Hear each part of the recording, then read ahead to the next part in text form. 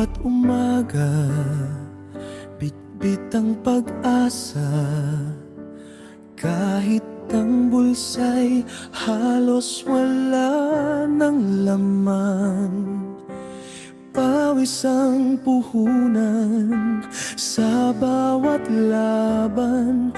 Umaasang bukas ay may pagbabago naman. Hindi susuko kahit pagod ng isip, patuloy na lalaban kahit mabigat ang dibdib. May liwanag